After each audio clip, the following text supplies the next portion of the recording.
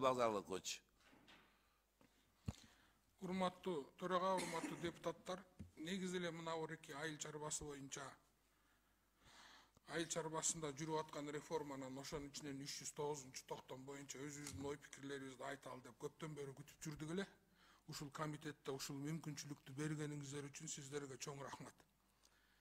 Кыргызстанда айыл чарбасына көңүл буруп, ушунча каражат бөлүп, реформага баштаган мен биринчи өкмөттү көрүп атам. Көп эле жерде кызмат кылдым. Бул өкмөттүн реформа кылып атканы албетте оор болот.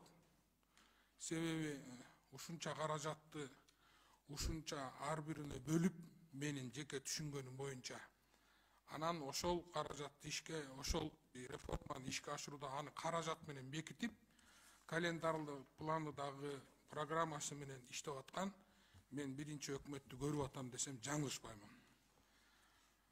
Урматтуу төрага, урматтуу депутаттар, бул багытта өкмөт миллиардтаган сомдорду ирригацияга, үрөнчүлүккө, жер семирткичке жана башка жанакы айтып аткан кластерлерге бөлүп атканы бул өтө кубанычтуу жана өтө алкышка татый турган иш деп эсептейм. Ошол эле убакта мына 309-токтом кичине элдин арасында талаш тартыш жаратып, ушун эл тереңирээк түшүнгүсү келип атканын көрдүк да. Мен да жакында эле мына азыр эле 2 күн мурун Ысык Көл областынын Балыкчы, Ысык Көл райондору менен барып эл менен жолугуп келдим. Тоң районунда эми мен губернатор болуп иштеп кеткеним үчүн ар жактан Ак-Судан, Түптөн да элдер чыгып кайрылып атат да. Ушул 309-токтомду бул эмне каяктан алып чыктыңар дегендей мааниде айтып атат.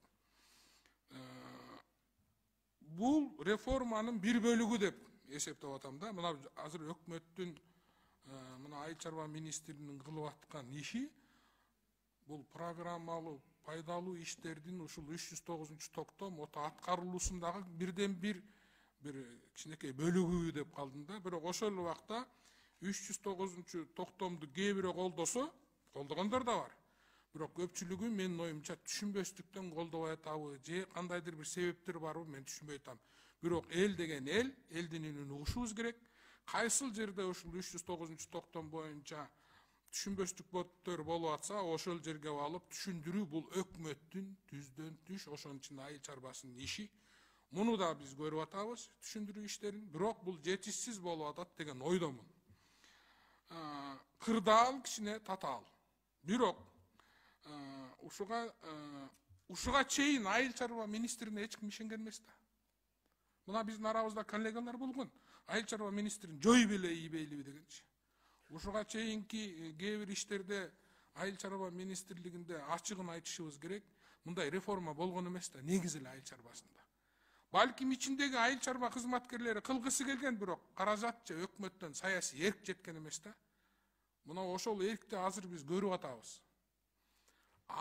Көрүп атканда булар жалгыз гана мындай заявление кылып койбой, аны каржылык булактар менен кошо бекитип берип атпайбы бул жүргүзүп аткан реформасын.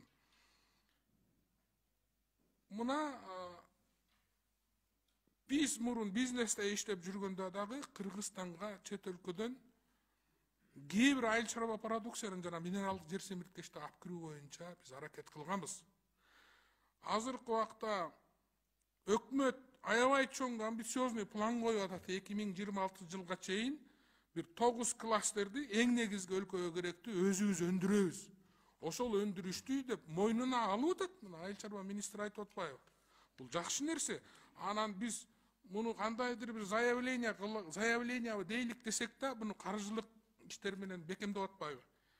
Картошка, буудай, жашылча жемиш, мөмө жемиш, кум шекер, эт, жумуртка, суу, май, сүт. Бул эң керектерүүчү элдин продукциялары болуп атпайбы? Өкмөт бул позицияларда физикалык көлөмгө да жана элдин алым күчүнө дагы мен сатып ала тургандай, мен ооба ошол баада сатып алам дегендей өндүрүшкө жетишебиз деп атпайбы? 3 жыл, 4 жыл ичинде бул жакшы нерсе да. Ушуга чейин биз картошка менен сүттү гана өзүбүз өндүрбөсөк, буудайды тыштан алып келип атпайбызбы? Шекерди мисалы. Мына шекерди мен Ысык Көл областында губернатор болуп турганда өкмөткө жардам берели деп Түп районуна кант кызылчасын тигип, ошол убакта Түп Ак Суу райондоруна тигип, анан мини бир сахарный заводду ошол Түпкө салып коелу деген оюбуз бар болчу. Жанагы Ысык көл өнүктүрүү фондунан жардам берип. Эми себеби ал убакта мына губернатор болуп иштегендер билет. Жергиликтүү сиз да мына аким болгонсуз. Кандай проблемалар бар экенин айыл чарбасында биз билебиз да. Тыштан болтур, тыштан сатып алалы. Тыштан сатып алганда биздин акча тышка кетип калып атпайбы? Андан көрөк дыйкандар менен чогуу мына Минсельхоз эмне айдарыбызды билбейбиз. Минсельхоз качан анализ берет деп эле баарыбыз кыйкырып өкүрүп келдик. Мына Минсельхоз эми анализ берип атпайбы? Мына могу түрдүү биз ушул позицияларды ишке ашырабыз деп. Бирок кандайдыр бир кыйынчылыктар туулуп калышы мүмкүн. Жеке менчик менен, менчиктин түрү бизде Кыргызстанда эки түрү бар да, мамлекеттик жана жеке менчик. Жеке менчик дыйкандар менен кандай иштешилет, ушуну азырынча мен толук түшүнүк ала электим да. А мамлекеттик кылган түшүнүктүү болуп атат. Азыр буудай азыгын 45-50%ке чейин эле камсыз кылып атабыз. Кыргызстанда клейковинасы начар буудайлар, ал камыры жуурганга да, нан жапканга да, кандайдыр бирөөнү казактын буудайын кошмоюнча ишке ашпайт. Эми ушуну өкмөт өзүбүз Кудай буйрса өстүрөбүз деп атканда бул жакшы нерсе да. Кант кызылчасы боюнча мына азыр 50% болгонду 100%ке чыгарабыз деп атат. Шекерди демек 26-жылы өзүбүз жеп кылабыз. Эми картошка болсо ашып баратат 123%ке. Эми ошондо картошканы көп айдаган жерлерден кичине картошканы тартып, ордуна башка продукцияны мына сунуштайбыз деп атат, программабыз бар деп атат. Сүт болсо жетиштүү. Мен өзүм иштеген жерде алайын, мына Ысык көлдө 3, Ак Жарга, жанакы Караколдо дагы бир ачылды, анан Дейри Спринг 3 сүт заводу бар. Сүттү алат да, сүт заводу сүт алып, сүт үрүндөрүн, сүт продукциясын чыгарган. Бул жакшы нерсе да, сүт алганда ошол жерде сүттүн баасы да өсөт. Эми муну да карашыбыз керек болуп атат. Жашылчалык Кудайга шүгүр жетиштүү болуп атат. Эми суумайды мына бизде эле эмес, Турцияда да, Россияда дагы основной бизге келе турган жердин баарында суумай кымбаттап атат. Эми ошол убакта Кыргызстанда 20% суумай чыгарат экенбиз. Эми ушул өндүрүшкө да мына өкмөт айтып атат 26-жылга чейин жетишебиз өзүбүз. Кудайга шүгүр. Эми жумурткада да мына акырындан 55%ке 100%ке жетебиз деген ою бар экен. Эми муну баарын толугу менен ишке ашырабыз деген ар биринин өзүнүн программасы бар деп мына министр мырза айтып атат. Ушуга чейин ушундай программа иштеген, акча менен бекиткен программасын элге жеткире турган өкмөттүн дагы бир кичине ошо элге жетпей калып, ызычы болуп аткан ушундай болуп атат. Ушунун баарын айтып келип, мына Кыргызстанда өндүрүлгөн, жиберилген, себилген үрөндүн 85-90% уже түрктөр айткандай веримдүүлүгүн, продуктивдүүлүгүн жоготкон. Вот это СССРдан калган үрөндөр да. Эми ошол үрөндү кайра себер. Мына мен өз башыман өткөн нерсени айтып берейин. Айылдагы абамдын жерине эспарсеттин уругун алып берип коюп 1 жыл сепсек өспөй калды да. Демек Кыргызстанда кээ бир үрөндөр уже баягы ичи бош да. Ошол убакта жер семирткичтер боюнча. Мына кошуна мамлекеттерден келип аткан жер семирткич бир мүшөгө 50 кг болсо, ошол 50 кгдын 25 кг кум. Талага 25 эле килограмм жер семирткич чачып атабыз, калган 25 кг кум топуракты бузуп атат. Ушул минералдык жер семирткичтерди алганда, мисалы ошол убакта Россияда, Турцияда, башка өлкөлөрдө 50 кг жер семирткич алсаңыз, ошонун 50 кг тең баягы жерге кете турган минералдык пайдалуу заттар. 2 мүшөк алгандан көрөк 1 мүшөк алып сепкен жакшыбы же 2 мүшөккө ишо топуракты бузуп алган жакшыбы? Биз мунун баарын бизнесте жүргөндө изилдеп чыкканбыз. Урматтуу министр мырза, сиз ушуларды да көңүлгө алып койсоңуздар. Суу маселеси, мына эки азыр ирригацияга сууну бөлүп атабыз, миллиарддаган сомду бөлүп атабыз дейсиз. Ысык көл областы мына жакында эле көрдүңөр 10-15 метр тартылып кетти, жыл сайын тартылып баратат. Ушул Ысык көл областын ушул суу тартылбаш үчүн негизи эле Кыргызстанда сууну экономдуу алыш үчүн жана тамчылатып сугаруудагы технологияны алып келген фирмаларга жеңилдик бериш керек Кыргызстанда. Тамчылатып сугарып суу алып келген фирмаларга колдон келсе налог жагынан, башка жагынан же субсидировать этебизби, ушуларды аябай көңүл бурушубуз керек. Бул өзгөчө Ысык көл областында жанакы суунун тартыштыгы көп болгон көлдүн суусу жыл сайын тартылып баратат, сугат сууларын жөн эле кетип атат да. И еще мына маловодье деп көптөгөн проблемалар чыгып атат. Ошон үчүн бул сугат суу тамчылатып сугарган технологияны алып кирген бизнеске биз колдон келишинче жардам беришибиз керек.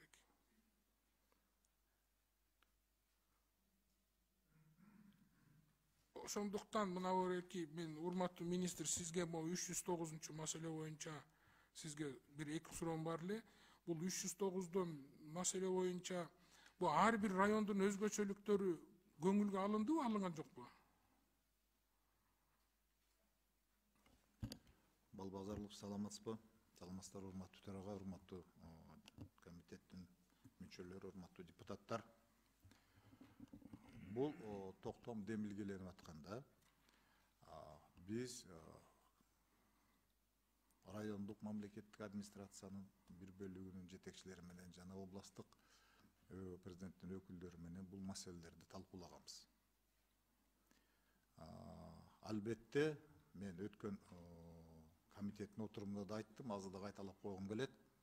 Министрлик тарабынан ушул 309 токтомду катардагы дыйканга толугу менен жеткизүү боюнча маалымат иштери жетишерлик деңгээлде жүргүзүлбөгөндүгүнүн жыйынтыгын биз бүгүн аякы бир 15-20 күндө көрүп атабыз. Бул биздин ушул жетишерлик деңгээлде маалыматты жеткизе албаганыбызда.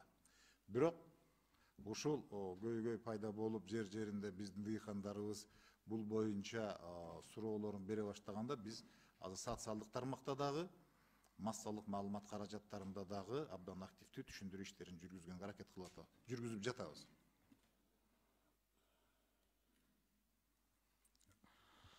Мисалы элдердин көбү, мен сүйлөшкөн элдердин көбүндө мындай коркунуч бар да, биздин жанакы айыл өкмөтүндөгү жерлердин баарын мисалы кыскача айтканда Тоң районунда үрөнчүлүк жана асыл тукум чарбалар эле бөлүп алат экен, калганы бизге калбай калат экен. Бул биринчи суроосу. Экинчи суроосу, биз кооператив түзүп же үрөнчүлүк чарба түзөлү деп барсак, 2 жылдан 3 жылдан кем эмес, сен тажрыйбаң жок деп жиберип атат. Ушул жагынан өкмөт бизге кандай жардам бере алат? Биз деле ошо үрөнчүлүк жана асыл тукум чарба курганга аракет кылалы дедик эле дейт. Балбазарлык абдан мындай көйгөйлүү актуалдуу суроо берип жатасыз. Булдай суроолор келип жатат бизге дагы.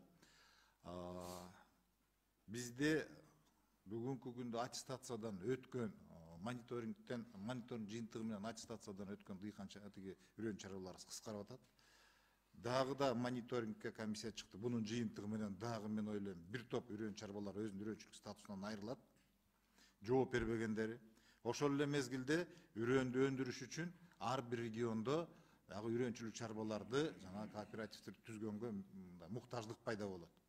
Ошону биз айыл өкмөттөрү менен райондук мамлекеттик администрациянын башчылары жана дыйкандар менен чогуу иш алып барабыз деп болжоп атабыз. Бунда балбазарлыкчы. Бул закон ченемдүү нерсе. Бир нерсе азайганда анын ордун башка бир сапаттуу чарбалар ордун басыш керек. Үрөнчүлүк чарбаларга болгон талапты аткарган чарбалар менен иштешкенге даярбыз биз. Урматтуу министр мырза, мынау эл менен сүйлөшкөндө айтып атат да, кайсыл үрөн чарба Кыргызстанда азыр иштебей, кээ бир мына мисалы 40 өрөн чарбанын ичинен көп болсо бир 10-15 иштейт экен. Калганы иштебей эле жөн эле лицензия алып коюп жүргөн дейт. Биз деле ошого баралы дейт. Ошол жана 3 жылдык дегенди ылдыйлатып, может быть, Минсельхоздун астына келип сертификация алып 3-4 ай окуп үйрөнүп кеткенден кийин ошолорго да бересиздерби? Ушул суроону бир карап коесуздар. Мен элдин өтүнүчүн сизге айтып атам да. Балбазарлыкчы, Кыргызстанда үрөндүн жетишпеген көлөмүн талаптагыдай өндүргөнгө биз абдан кызыктарбыз.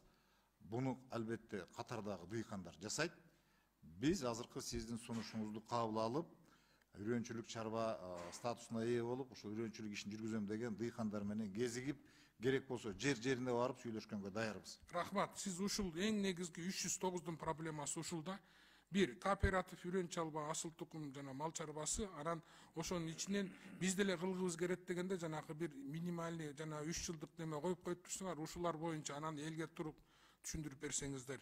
309-дун тышында bir iki суроо менен мен өзүмдүн немемди бүтүрөйүн деп атам. Биринчиси, мына бараки Жетөгүздөгү ичке булуңдагы жана Арашан кой чарбасын Тилекти тааныйсыз. Бу Тилектин бир эле кочкору 7.000-ден 15.000 долларга чейин Өзбекстанга чейин алып кетип атат. Тилек менен барып сүйлөшсөм айтат, мага жер бериңиздер дейт, мен көгөйтөйүн дейт, жерим жок. Экинчи, ассимиляция үчүн мамлекет мага ошол системаны курганга жардам берсе, бул койдун келечеги кең дейт. Мен Тилекке толугу менен кошулам. Сиз да буну менен улардын баары менен чогуу жүргөнсүз. Ошон үчүн ушул маселелерди дагы бир карап койсоңуз, кой чарба өнүктүрүү, асыл тукум кой чарба Арашаны өнүктүрүү боюнча Жетөгүздөгү проблеманы бир карап койсоңуз, Тилектер.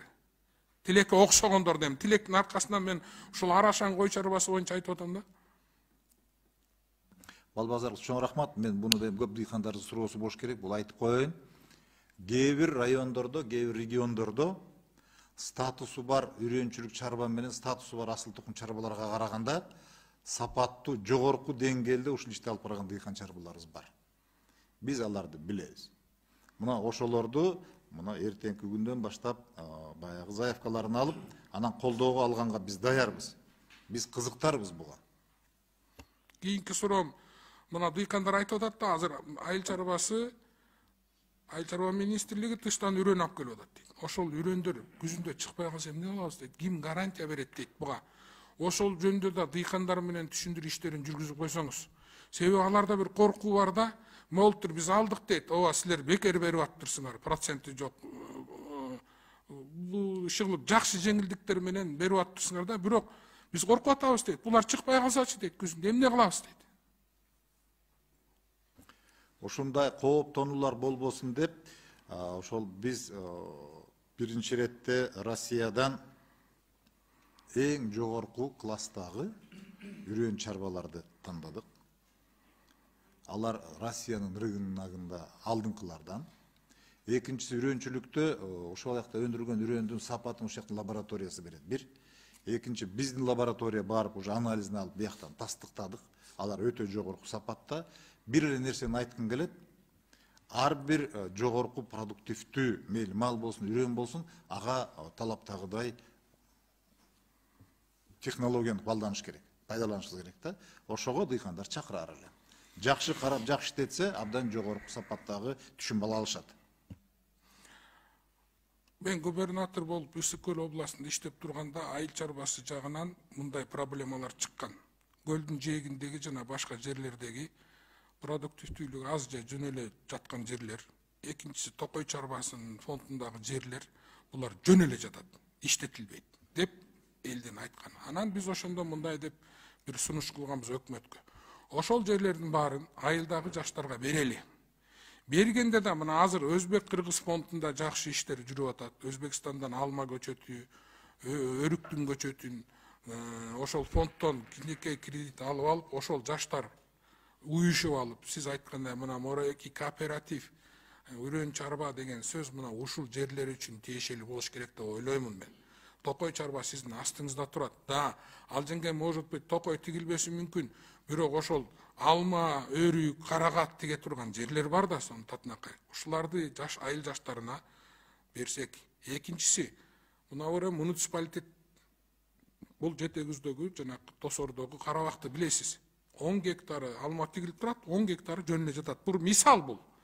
Ошол 10 гектарга Ысык-Көл фондунан, өнүктүрүү фондунан, же мына Өзбек-Кыргыз фондунан же айыл чарбасынан ушундай жерлерге дотация берип, айыл чарбадагы муниципалдык жерлерди өстүрүшүбүз керек.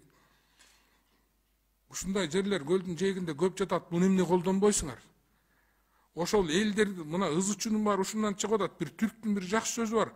Бирөө жейт, баары карайт, балейнин баары мына ошол жерден чыгат деп. Жаштарга мындай айылда жумуш жок дейбиз. Гослесфонддун баары көлдүн жээгиндеги кээ бир айыл өкмөттүн жерлеринин баары жөн эле жатат. Да, суу жетпей калышы мүмкүн, бирок капельный орошение менен чыгарса болот да муну.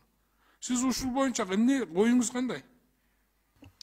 Балбазар 6-чы чакырылыштагы жогорку кеңеште биринчи окуудан өткөн. Биз мыйзам демилгелегенбиз. Азыркы сиз айтып аткан кунардуулугу төмөн болгон жайыттарды ушу трансформация кылып, биздин жанакыл муктаждарга, каалагандарга беребиз деп атабыз. Азыркы сиз айткан көйгөй бардык жерде бар, бирок аны Токой фондунун жери, Жайыттын жери деп биздин дыйкандар ала албай келет. Ошону мыйзамдуу трансформация кылып, анан элге берели деп атабыз. Ушул максатта айыл чарбасына тиги Айыл банкта азыр атайын программа иштеп чыгып атабыз. Каржылоонун атайын программасы. Рахмат.